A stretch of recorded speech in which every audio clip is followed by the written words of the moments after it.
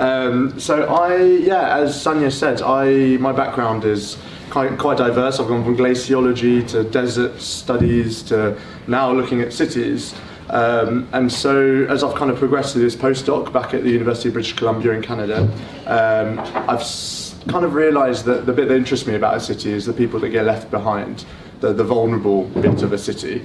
Because often when you put in new infrastructure, you are favouring often the people who have the biggest voice and who have the biggest presence. So I'm going to be talking about the vulnerable side of the city and the kinds of insights that we can get from machine learning. Out of interest, does anybody work with machine learning? Okay. And there's obviously a whole kind of scale of what machine learning means, but I'll be focusing on 2 or 3 different techniques. And I'm actually going to talk about 3 different projects that I've been involved in over the last year. I would also like to acknowledge the people on the screen there who are involved from UBC, but also the University of Southern California.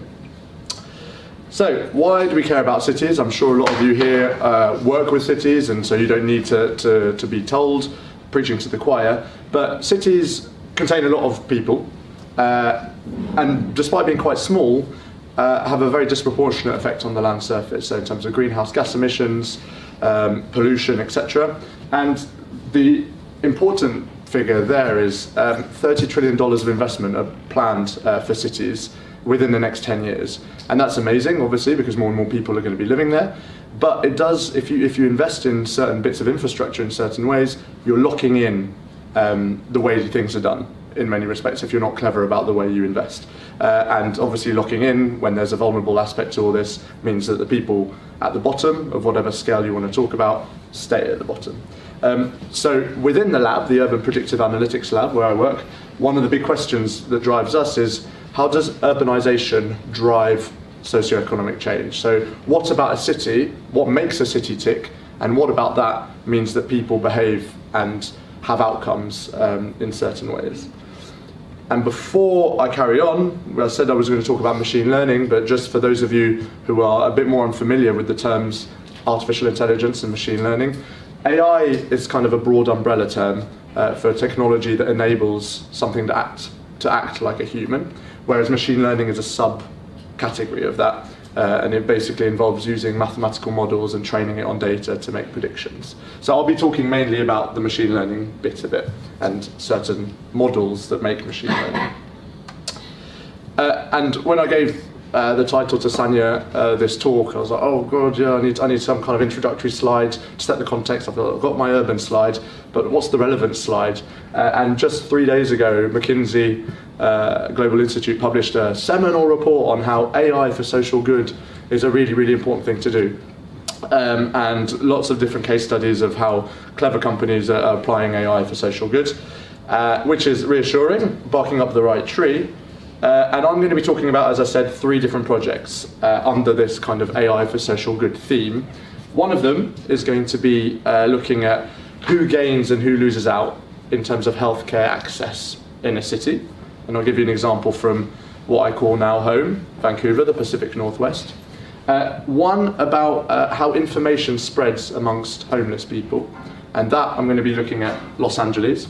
And then finally, those of you who are interested in the kind of satellite imagery type space, I'm going to see whether we can use machine learning to understand how inequality is built into the fabric of a city. The physical form of a city causes and re-entrenches inequality. And that's kind of a work in progress, but I thought I'd give you a flavour of what we're up to there. So, chapter 1. This is, I've tried to be a bit like Quentin Tarantino in terms of my chapters. I hope you all enjoy his films as much as I do. But who gets it is the healthcare access piece. And I'm going to take you all the way to Surrey.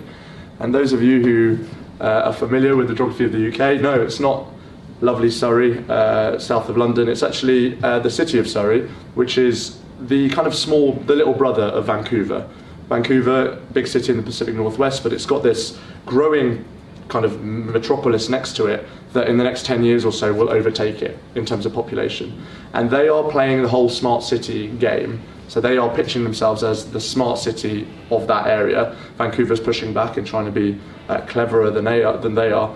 But the problem with Surrey, in many respects, is that they are a very quickly aging population. So people are moving there, and who tend to be old to retire, but also their bulge of their population now means that in 5 or 10 years they're going to be it's going to be quite an aged population. So what can we do about it, and what can we understand and predict about how the population is going to be moving around in that city? So the question that we were tasked to answer by the City of Surrey was, how will access to an essential service, healthcare in this case, change over time? And the reason that we picked these two dates, 2016 and 2022, is because 2016 is the latest census data we've got, and 2022 is the latest, or the furthest in time, high resolution population projections we've got. And so we are trying to understand, just over the next 6 years, who is going to be able to access healthcare and who isn't. And given that it's an aging population, that's got certain kind of importance to it. And specifically, we're looking at age and income in this case study. So the social scientists, if there are any amongst you, will know the term cumulative opportunity. Basically, all it says is what things can you access basically from your home. So there are two kind of representations of that. There's the active element, which is the most commonly used, which is, as a resident, as someone who lives in a city, how many things can I reach? How many schools can I get to within a certain time? But you can also look at it from the other way. So as a school, or as a hospital in this case, how many people can reach me? So that gives you an idea of the kinds of pressures that certain hospitals are in, whereas this gives you a sense of what different people in different neighbourhoods can access. So the inequality bit is there. And so what we did to start exploring this question is rely on open source data mostly, so infrastructure data and socioeconomic data. And the infrastructure bit, what we did is we effectively mapped out the city, and using effectively Google Maps to route every single kind of neighbourhood or smaller scale neighbourhood to every single other small scale neighbourhood, we were able to, using something called an origin destination matrix, basically make agents move through the city. So can somebody down there reach the city right at the top in a quick enough time to mean that that is an accessible location? As it stands, Surrey is actually massive, so that would not be accessible, whereas something relatively close would be accessible. And by populating this grid with where the hospitals and clinics are, you can start getting a sense of how quickly somebody can get to a certain facility. Alongside that, we also use the census data and plugged it into a machine learning model.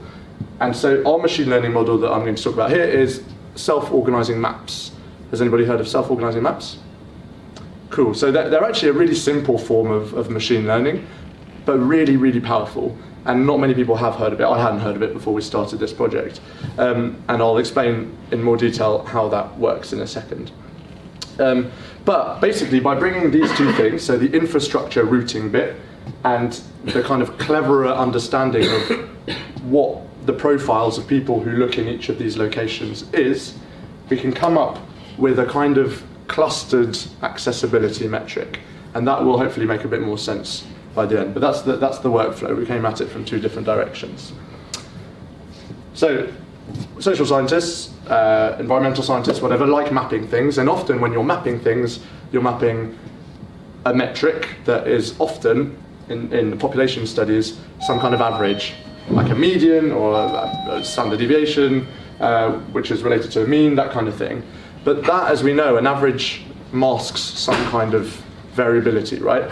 And actually, we all know that the people in our neighbourhood, even the people across the street, have a different income to us, have a different age to us. So we have to have some way of representing that variability. The fact that in a neighbourhood you have poor people and rich people, for example. And this is where the self-organising map comes in. So what we want is all of these kind of population or income curves relate to, let's say, one of the neighbourhoods. What we can do using a self-organising map is to effectively match them together. And I'm not going to go into detail as to how a self-organising map does that, but it's similar to principal component analysis, but rather than having modes spread out in space, in PC space it's called, what a self-organising map does is it it maps out in 2 dimensions. I'll give you an example in a second. The typical distribution that a lot of these would fit into. So it creates a kind of average distribution and then matches individual distributions to that average distribution. And then as a human, you can say, okay, these seem to be kind of together somehow, and this one's obviously skewed towards the right, this one's kind of middly. This is sort of high-ish, high middle income-ish. This one's quite clearly a kind of bimodal type distribution, whereas this, with everything skewed to the left, this represents a low-income neighborhood. So there is some interpretation, human interpretation involved. And basically what you then do is create these representative distributions, and you can say anything that's similar to this will be a high-income neighborhood, whereas anything similar to this is a low-income neighborhood. And this is the self-organizing map. And it's actually quite convenient in terms of policy making and decision making to communicate what this means and what it looks like. It's slightly more complicated than an average, but it does take account of distributions. So what does this look like in Surrey? So income clusters in space, so rich people tend to live near other rich people, it seems.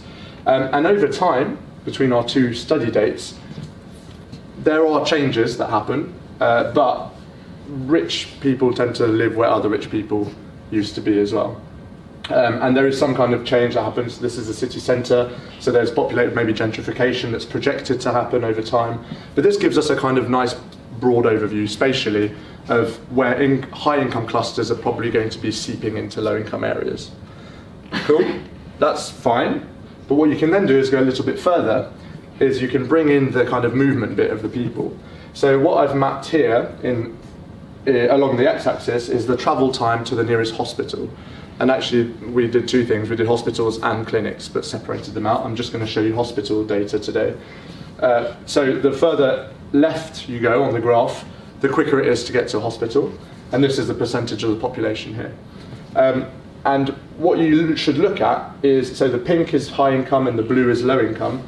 The difference between the dotted line and the solid line shows you the shift in time. And basically what this shows is that the rich people who are going to be moving into certain areas will be moving on average into areas that are more accessible to a hospital, basically. So the rich curve shifts left. There is also a leftward shift among low-income populations. And what's interesting to note in this particular example, and this is very typical of North America, is that the low-income proportion of the population is very much more to the left than the high-income. So low-income people tend to live actually quite close to city centres when they can get to hospitals, because they're not great environments to live in often. So this, using the clustered approach, you can start picking out low versus high dynamics. And then what you can then do is route them through your network and work out how many of each category can access certain hospitals. So there are actually only 2 hospitals in all of Surrey, which is mad in itself. But what we find is that over time, this is on the y-axis, the difference between 2016 and 2022. A lot of new high-income people will be moving into areas with no hospital access. And by no access, I mean accessing it within 30 minutes by public transport. So that's a huge number. 14,000 people will be located in areas where feasibly, within half an hour, you can't get to a health outlet. But because they're high income, they're likely to be able to rely on things like taxis or their own cars, that kind of thing. The actual, for me, interesting bit is that bottom kind of graph, which it looks obviously a lot less than the 14,000 that we've got here, but hundreds of very low income people will be moving into areas with no hospitals. So that is something, that is an urban planning challenge for the good people at the City Hall in Surrey. And I'm going to show you one more graph, and it's probably the most complex one I've got in this presentation. But again, we've got travel time here on the x-axis, and on the y-axis is the amount of change in income. And this you can derive using the self-organizing maps. The colors on the dots are the change in age. So blue means that a neighborhood is going to get younger over the time period, whereas more red means they're going to get older. And just to draw your attention to 2 areas on this graph, we have an example of a dividing city, is what we're predicting. because older populations, so more red dots, are going to be living further from hospitals, but they will be experiencing less income change. So older people tend to stay where they are. They tend to have relatively stable incomes once they're into retirement age, but they are located far from hospitals. Younger populations will probably will be moving closer to hospitals, but they'll be experiencing more income change, and that might be an increase, but it might be a decrease as well. So that's a kind of splitting of the city in terms of the financial stresses on people, but also the age stresses on certain healthcare services. So Surrey is going to have to think very cleverly about how to address this problem. It's beyond my pay grade. Right, so chapter 2. This is more on the social networks type thing, which I am relatively new to. I went to a conference here, just a couple of the buildings across, on complex networks, and it was amazing to see the diversity of work that's being done. And I know that at Bell Labs, a lot of the social network work is being really pushed to the edge. And what we were looking at here during a fellowship I did in Los Angeles is investigating how information spreads through a network. And that can be in many different contexts, but in ours it was homelessness, and specifically homeless youth. And I wasn't aware of this rule of tens, but it's a well-known rule of 10 within the homeless community in Los Angeles. 10% of the entire homeless population in the US is actually in LA, is homeless in LA. That's a huge, if you think about all the number of cities, the population proportion of LA relative to the rest of the country, this is enormous. 10% of those are young people, which again is a really, really high proportion. That's much higher than we have in London, for example. And finally, the last rule of 10 is that the homeless youth that are in LA are 10 times more likely to contract HIV than a stably housed population. Again, so a big public health crisis. So it's really important for the public health officials to try and get messages across to these homeless youth. And how do you do that? So traditionally, we've relied on things, on multiplex networks. And multiplex networks are basically it's a way to describe how people in if you look at different networks of people, so your friendship, the people you do sport with, that kind of thing, if you have multiple connections with the same person through these networks, that's an example of a multiplex network. And these are the kind of bread and butter of public health intervention. You need these, you need as much information as you can to try and understand how, okay, if I go to the same sports club as you, and I hang out with you after school, and we go to the pub together afterwards, we can, kind of start modelling how information might spread from me to you. And as I said, that is an important thing for intervention in terms of recruiting people, helping them find work, training them, and spreading information, in this case about HIV, how to protect yourself against HIV. And traditionally, for many, many years, what's been used as a metric is popularity. And in network terms, it's basically the degree of nodes or the degree of connections you have with somebody else. And it makes sense that if you have 10 links to 10 other people, whereas I only have 3, I'm probably not very good value to the intervention people, because they will want to pick you because you have 10 times, you have 3 and a bit times more chance of spreading information. That was the thinking. And this group that I worked with in LA, CASE, the Center for AI in Society, developed a machine learning algorithm, which I know quite little about, and I'm not going to go into detail, but developed a machine learning algorithm that doesn't look just at popularity, but tries to figure out, using the entire network, who actually, given finite resources, you should target as what we call a peer leader, somebody who can go out into the community and lead from the front and give out information or try and affect behaviour. And that, it turns out, for example, people that bridge little groups of networks are actually a lot more important sometimes than the most popular person within each of those networks, for example. So the machine learning algorithm does that. So what we did is we used this machine learning algorithm to seed information through a shelter, something called a place called My Friend's Place in central LA. And what the team did before I got there is they collected a survey. So baseline means they went out to this shelter, and over a few days, try to figure out what the entire social network of the people who come into that shelter looks like. Quite difficult, obviously, because I don't know if anybody's ever volunteered in a shelter or anything like that. If you did, you would know that some people turn up multiple times a day, some people only come once a month. So already there's a difficulty there, but you're trying to map out the entire social network. And what they did is repeated that after 1 month and after 3 months. And from that, they created networks. And they created described three networks. The general social network, something called the close friendship network, and the program affiliation network. And in network parlance, the general social network and the close friendship network basically describe your social relations to other people very directly. So they're seen as very valuable networks to know. The program affiliation basically means what clubs did you attend with other people. So they'd have information that we both go to the table football club. We also both go to the pregnancy health and awareness course that they do once every month, that kind of thing. And this is called a situational network. And the theory is it should be helpful, but hasn't really been properly demonstrated yet. So one of our questions was, can we use information from the situational network to inform interventions as well? And so after the survey, 3 months later, at the survey start point, they seeded information to 10 people. So they gave information to 10 people about a way to protect yourself against HIV in the social network of about 100 people, roughly. And at the end of the 3 months, they asked those 100 people, if they could get them, did you hear about the HIV prevention strategy? And they said yes or no. So that was our outcome, who was informed of the strategy. And then, using these networks that they had collected meticulously, we ran it through 3 different models, and 2 of these are very standard models in this world of social network diffusion.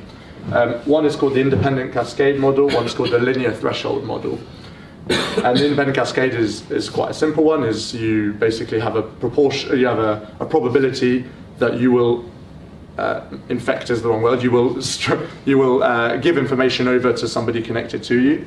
Whereas a linear threshold model is sort of the other way around, is if a certain proportion of people around you are informed, you will automatically be informed. So these are the 2 ways that information diffusion is traditionally modeled. And the group that I was with, again, I did not develop this model, but they developed a 3rd model called activation jump.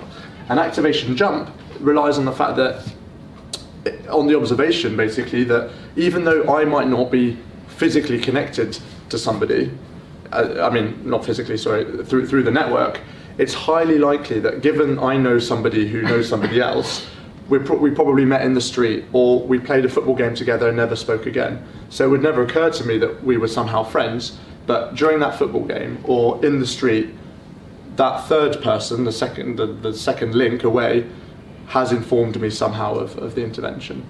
So it takes account of the fact that human relations happen randomly, and that often they happen very quickly, and that we don't remember always where we learned the information from.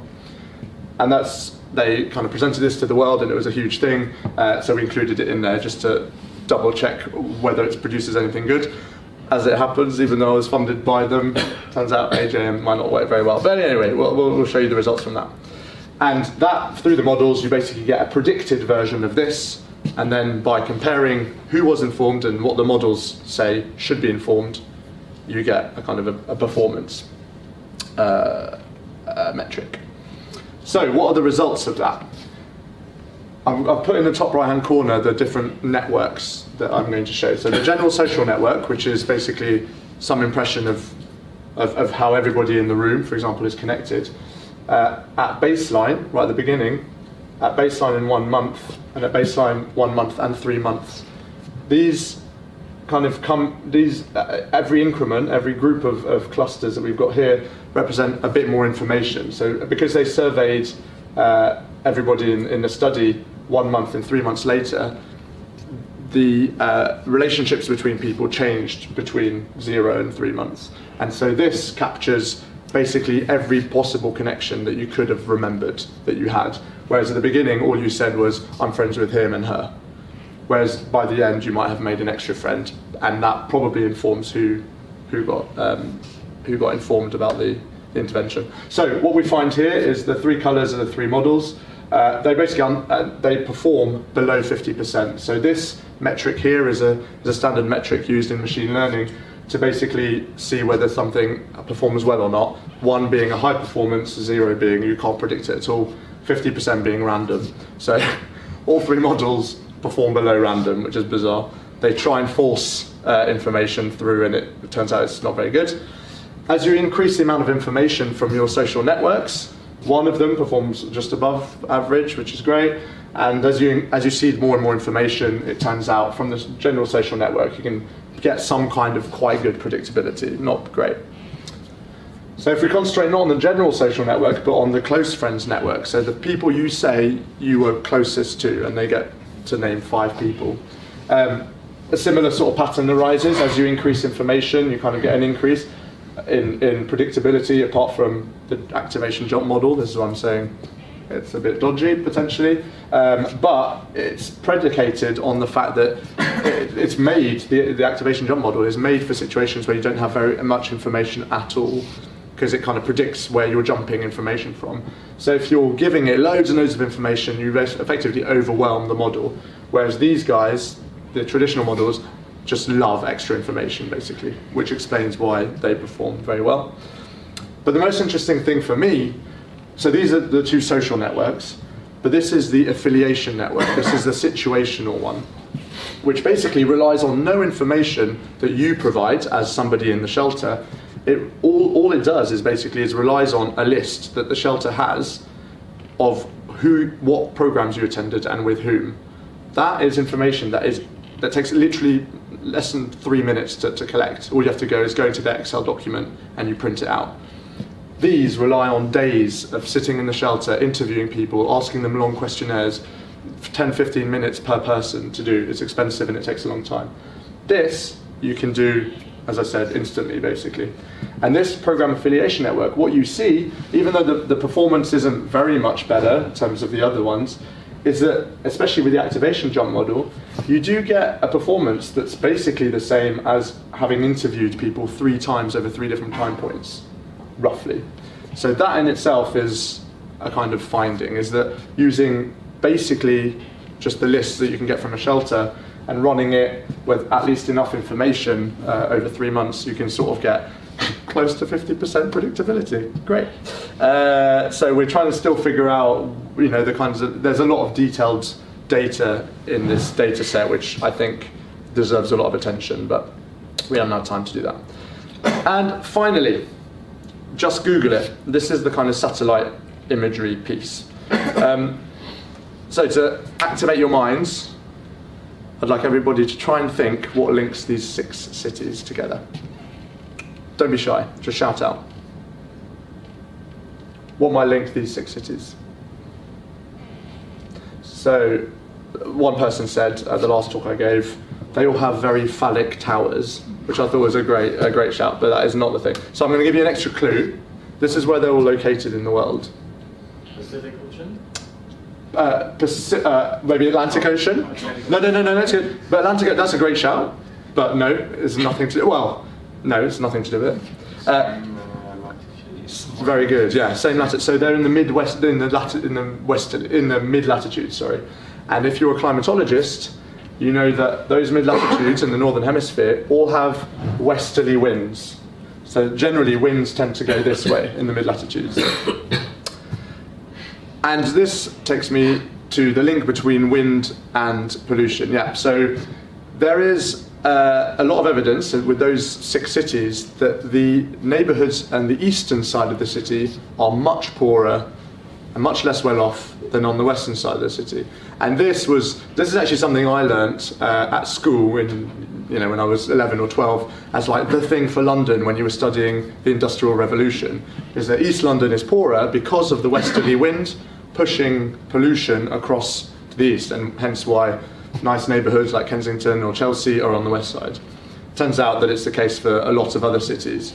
And only recently, in the last couple of years, did the paper kind of comprehensively explore that for the UK only, as to they modelled past weather and how urban densification might have happened if there was this wind effect and not, and they concluded that the wind effect is basically the reason why you have entrenched in the east side, poverty, whereas on the west tends to be wealthier. So this, in its the fabric of the city, you are having certain kind of socioeconomic outcomes that probably won't change despite a lot of intervention.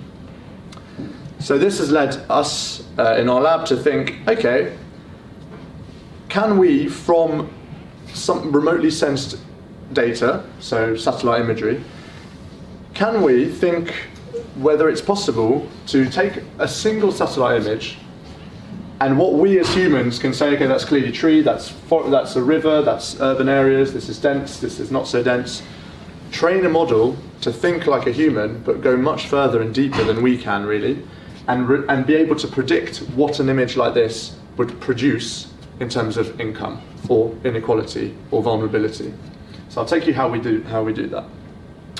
Traditionally, the kind of relationships that urban planners have with the predictive problems of prediction that they've had is to rely very heavily on regressions, and population health studies always rely on regressions. It's always surprised. Regressions are incredibly powerful things, but the problem with regressions is that you basically you can control for various factors, but you basically have single kind of testing outcomes. You can twist the needle on single or double things as you go.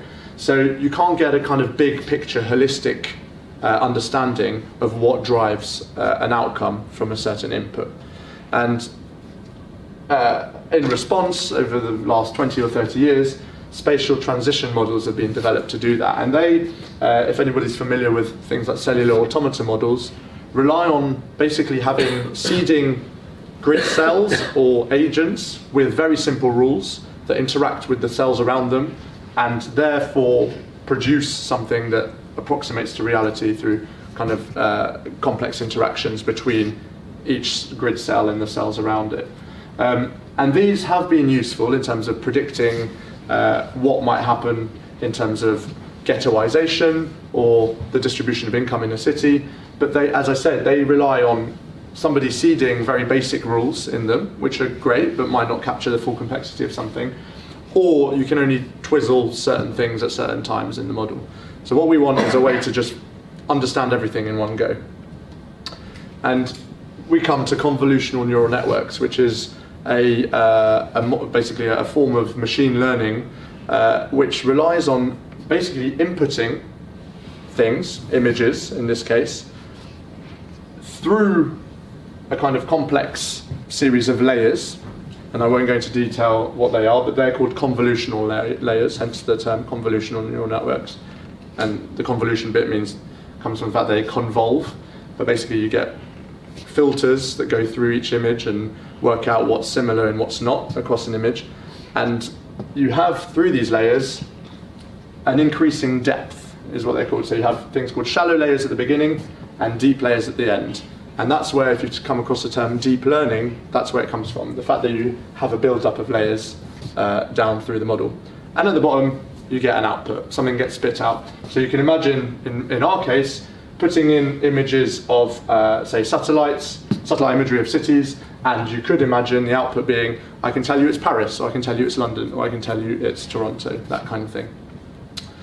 And to give you a very brief example of how a CNN works in practice, and a lot of test sets in these problems seem to be animals, so kittens and dogs and stuff.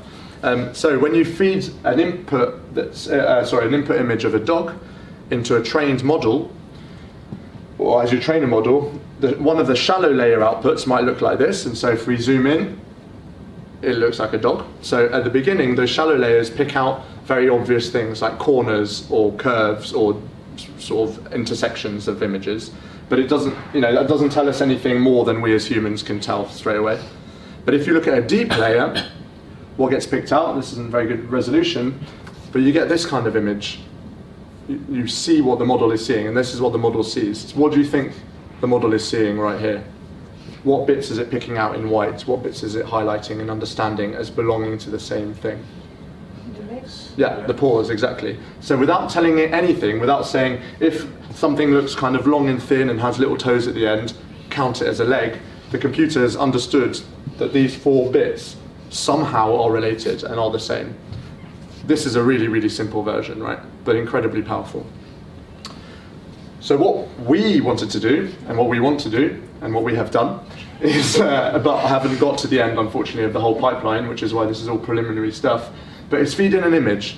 And this is an area called Kitsilano in Vancouver, and is a really nice area to live in, because what is interesting about it is right next to a massive park. And so we thought this might be an easy way to start figuring out whether the model is being trained properly. So the shallow layer output, as I said, is trained on kind of corners and straight lines and curves.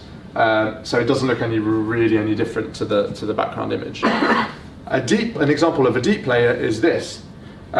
And clearly what it's picking out is the kind of diagonal thing, which is very rare in Vancouver. Everything's in a grid, so it's worked out that this is strange. But it also has linked that to the bottom corner, which, if you remember, is the park. And I don't have an answer for you now, because it's really difficult to know what the computer thinks is similar. But my guess would be that there's something in terms of the structure of this that's reflected in here, maybe in terms of the tree distribution, and maybe what you could kind of infer is that an urban form that looks like a forest sort of has done well. Have you got a question? Yeah. I might have missed it, but what's the label you're training it against? So you have to have a label to supervise it, right? Yeah, that's a very good question. Yeah, so no, at this stage, so if we go back to, the question is, what label are you training it against? Yes. A lot of data sets exist out there, and pre-trained models that mean that most of your layers can be pre-trained on an image of a dog to work out what straight lines look like, that kind of thing. So it actually doesn't matter at all what you're training all of your layers bar the last one. The last one, in the problem that I'm going to show you just at the end, is plugging in something like income. Exactly. Yeah, you don't want your layer to spit out a dog when you're feeding it information about satellite imagery. But yeah, the majority of the model pre-trained on, it can be anything, on an ImageNet database basically, but the last one is what you plug in. And I'll show you in a slide in a bit what we're thinking of plugging in as an interesting urban case study. Good question. So yeah, so something about the urban form reflects kind of something in the forest. And what you can do then is, if you overlay this with census data to say that, imagine, say this area is richer than this area, you could conclude, or the machine learning model can conclude, that areas that look like forest are worth more money, or people want to live there because it breaks up the monotony of the urban area, it's a bit more pleasant to live in, that kind of thing. So, to summarize, our CNN finds structures without being taught what to look for. We haven't told it that a diagonal maybe looks like a diagonal in a forest. So let's teach it to look for actually something. So let's plug in that last layer of interest. And this is where the satellite imagery comes in. We plug in satellite imagery and socioeconomic data layered on top. We plug it through the machine learning, the CNN, the convolutional neural network. What it does is it extracts features. All this I've already described. And you want to reveal something. So you want to understand what features are being picked out and relate it to the census information you're interested in. And at the moment, that's kind of an open question for us, but two things we want to do is look at income change through time. That's probably something that we'd like to do. And the second one is potentially homelessness, the dynamics of homelessness. And the problem with that is there's not much data about where homelessness occurs. But what you can do is use a second data set, which I'll talk about in the slide after next. To summarize, what we were going to do and what we have done already is plug in satellite imagery, route it through the convolutional neural network, and spit out something at the end. So as I said, income change, homelessness, but actually we've already got a pre-made data set of accessibility to healthcare. So what about the shape of a city?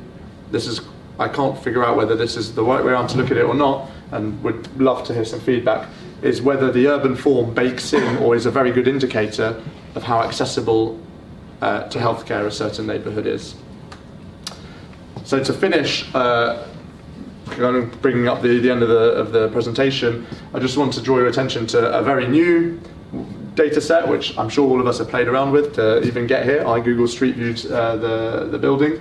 Google Street View is obviously a very, very rich data set of imagery all around urban areas, or most urban areas. At least the ones we're testing our information on at the moment. Vancouver, for example, has about 100,000 Google Street View images, which is a huge data set. And a lady called Steph Lumnitz in our lab, a master's student who's done amazing work, has managed to automate picking out of trees using Google Street View imagery. And we are using most of her model now in taking out the tree bit, but plugging in other things to basically work out whether it might be possible to judge from an image from the side view of the city, whether that is a rich neighborhood or a poor neighborhood or an unequal neighborhood or a equal neighborhood, and whether this could have good access to healthcare or not. And so training a CNN would involve it looking for things like, is it the hedge? Is it the window? Is it the fact that it's clearly a very strong gate that people don't want you to get into, that means that this neighborhood on Point Grey Road in Vancouver is very high income? Whereas automatically you, as a human, and your experience tells you that's probably lower income, a bit rougher. It's got things like graffiti, small windows that have bars on them, kind of barred up shops. That we intuitively understand as being low income or somehow vulnerable, or the people who might live there might be vulnerable. But making a machine know that and go deeper in its understanding and relating it statistically to the outcome, which is income or accessibility, will be super useful. So to draw together all these messages that I've bombarded you with, going back to the first chapter, self-organizing maps can help us describe socioeconomics in a more full way. It takes account of income distributions rather than single values. And I think it's a really useful tool for helping with decision making. We're exploring as to, with Surrey, how we might be able to use that to inform staff about where to look for places to perform kind of urban planning interventions. If you remember, we had two different types of networks that we collected in LA, social ones and situational ones. And even though our models weren't very high performing in certain respects, it turns out that situational networks can be actually quite valuable, or as valuable as social networks in a complex network like homeless youth. CNNs are sort of the front edge of machine learning, and they're actually remarkably simple to use. There are lots of packages that mean that you can effectively just strip out the last bit, chuck it in, and you've got a pre-trained network, which is really easy to build. It's like Lego, basically, and it's very easy to visualize. As I showed you, you can see what the computer sees. Pause, for example. And the ultimate question that I want to get to, especially with a vulnerability lens, is how does urban form drive socioeconomic change through time? So there's that predictive element that can help us hopefully adapt the way that cities are built and are being planned to achieve kind of outcomes that favour the people who have been traditionally left out of the conversation. So thank you very much, and I welcome any questions.